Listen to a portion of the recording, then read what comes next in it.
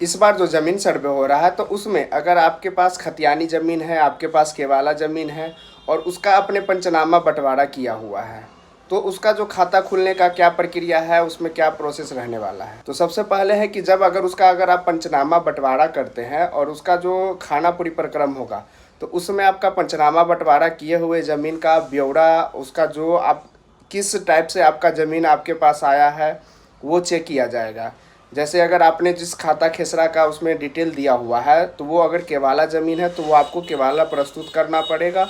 उसका जमाबंदी कायम होना चाहिए। अगर वो जमाबंदी कायम नहीं हुआ रहता है तो जिससे आप खरीदे हुए हैं उसका जमाबंदी कायम होना चाहिए, तभी आपके नाम से खाता दर्ज होगा।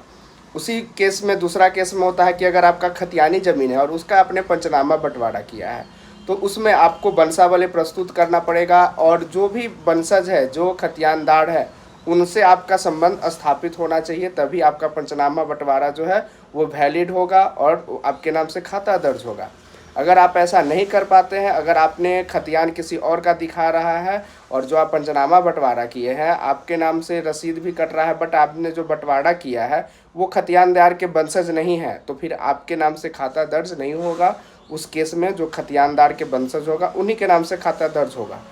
क्योंकि इसमें होता है, बहुत लोगों ने क्या किया है कि रसीद अपने नाम से कटा लिया है, बट वो जो खतियान है वो किसी दूसरे के नाम से है, तो उस केस में आपके नाम से खाता दर्ज नहीं हो।